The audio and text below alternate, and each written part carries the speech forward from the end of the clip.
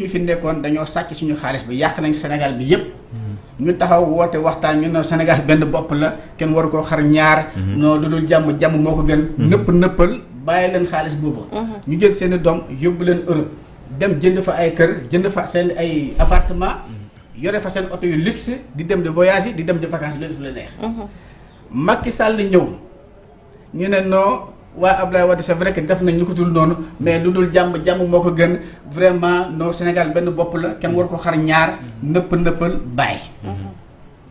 waaw mais soo ko bu ñëwee bu fekkee loolu la à la limite ça ne vaut même pas la peine ñu embêter les gens avec des histoires d'élection nañu wax rek ko dàq sàcc kaay sàcc. gis nga il faut mettre un terme à ce bordel. tout compte commence par un dina wuute ak yeneen yi. tout compte commence par un. ji nga à partir de maintenant. képp ku ñu ci jox ndomba tànk. dërëm booy jël.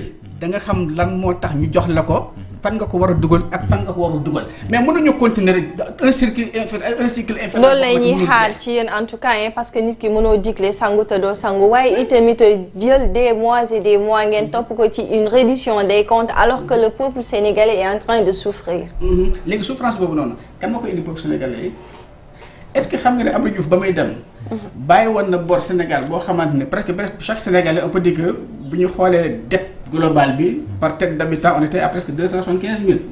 Abdoulaye Wade ba mu demee Macky Sall ñëw ils nous disent que c'était environ ay 75 000 francs par tête. mais Macky Sall ba mu ñëwee on nous dit que dette bi léegi on est à 1 million par tête d'habitant. vas-y comprendre lan moo tax. parce que lii ñuy def nii. bu fekkee dafa nekk depuis les années 1960. lii du am tey. d'accord. du am tey. léegi docteur wax nga léegi nga ne en fait souvent yu mel ni da daan am bu amee gars yi woote ay waxtaan bu ñu waxtaanee ñu xool naka lañ koy arranger ba loolu jeex nga jàpp ne bii du demee noonu.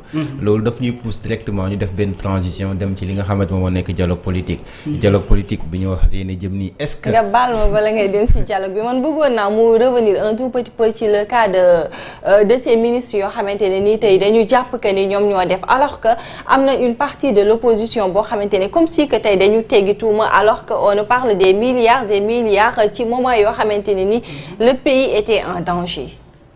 J'ai pas compris la question. dama ne la le cas de Moustapha Diop mi nga xamante ne ñenn ñi dañu leen bëgg blanchir. alors que taxawoon nañ ci kaw kanamu député yi mais comme si que xaalis ba ñu yóbbu woon wala li nga xamante ne moom moo xew du dara ci ñoom. non Moustapha Diop ñun on l'a dit on l'a répété.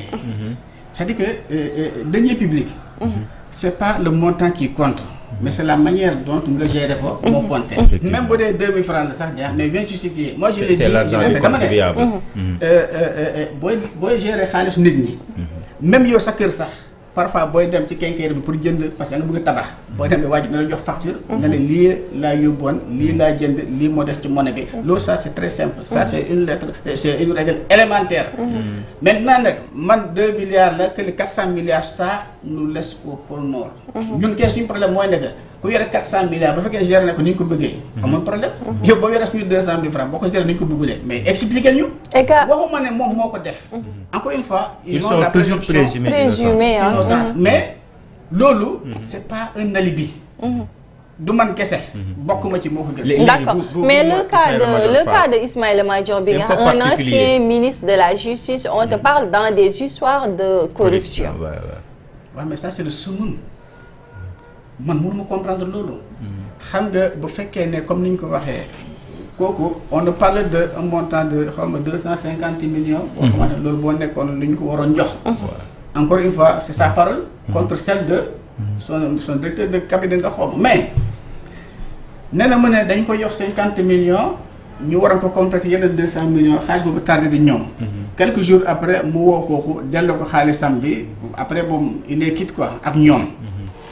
mais gis nga la faute. c'est pas ça qui compte mais c'est l'intention qui compte. c'est quoi l'intention? l'intention mooy nekk man bu ma xamee ne yow. diggawulu ñu nga may jox 50 millions ba may desal 200 millions mais dama ko dul jël. du ma ko jël xam nga lan xaalis boobu kan moo ko mën jël. quelqu'un qui évolue dans le privé nga ñëw defal na la benn affaire kontaan nga ne lii maa la ko may. sax on le voit tous les jours. boo xamante ne yow sa yëfu bopp nga yore. defal nga nit dara kontaan na mu yëkkati dara man maa la ko may. mais d'achat à paiement dañ koy faral di gis ci genre yu mel noonu tamit. d'achat à paiement c'est-à-dire ñoom li ñu bëggoon mooy que ne ñu jox ki nga xamante ni moom moo nekk Cheikh Gueye su ko defee moom mu mën leen di tabaxal li nga xamante ni moom moo nekk centre de surveillance des bracelets électroniques.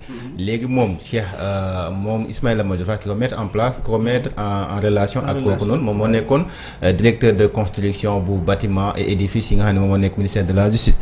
est-ce que de bonne foi moom moo ko permettre mu mën a jàpp ne xëy na kooku li mu koy wax dëgg la ci moom bu mu mën a yëkkati peut-être responsabilité bu mel noonu daal di ko jox est-ce que duñ ko jàppee ne rek c'est de bonne foi moo tax mu def ko. non il faut pas chercher à expliquer pour Ismaïla Madior Fall parce que boo l'enfoncer davantage parce que xam nga lu tax ma wax loolu. donc c'est en train de creuser un tunnel là l'enfoncer très fort.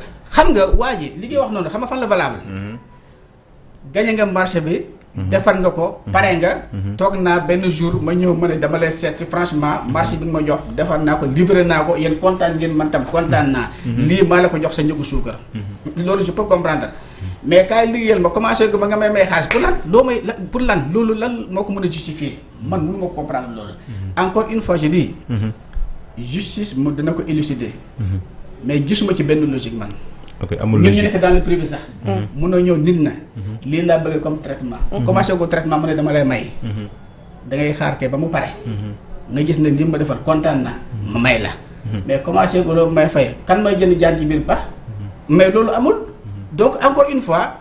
cette histoire de Ismaïla Madior franchement parler surtout un ministre de la justice ça pose problème. mais nañu bàyyi rek ça doit c'est ça par enquête dina leeral loolu. on nous parle d'un ancien ministre de la justice mais tey bu ñu gisee taxawaayu maître Ousmane Diagne donte ne kenn déggu ko ci ay corruption wala que kenn déggu ko ci une pression boo xamante ne nii tey acte yoo xamante ne posé na ko juste par pression ndax tamit l'histoire mënul tey rattraper un jour waa ji ne moom kat peut-être que tey li régime bi bëggoon moom mi loolu la bëggoon. non xam nga ministre de la justice actuel Ousmane Diagne moom wax na mu ne moom doxul ci ay pression kenn mënu ko teg pression te moom il va jamais mettre la pression ci ñi muy àndal di liggéey parce que ku ci nekk la nga war a def xam nga ko na nga ko def ci sa tey bakkan loolu il l'a dit. donc man mënuma jàpp ne moom xëy na dafay cautionner rythme bi nga xamante ne boobu la justice bi di doxee wala xëy na moom moo bëggee lii parce que am na loo xamante ne état central moo nekk di ko ci pousse wala di ko mettre la pression pour mu doxale noonu. te ku gis waa ji xam ne doxewu ci loolu il a dit il a répété parce que bu fekkee ne nit loo xamante ne pression wala corruption mën na ko def loo yenn yi kon bala moo nekk ñun suñu ministre de la justice nekk na ministre de la justice bu Macky Sall. dëgg la. allez-y. alors dañuy dem waxtaanee beneen point. muy wàllum politique bu ñu jógee justice dañuy waxtaanee politique. bu ñu waxtaanee politique nag le 28 mai bi ñu dëtmal njiitu réew bi dafa daal di woote li ñu naan dialogue national. mu nekk ab dialogue boo xamante ni dafa mel ni couleur yi déjà commencé na annoncé wu. parce que bi ñu ko lancé rek automatiquement am na ñu bokk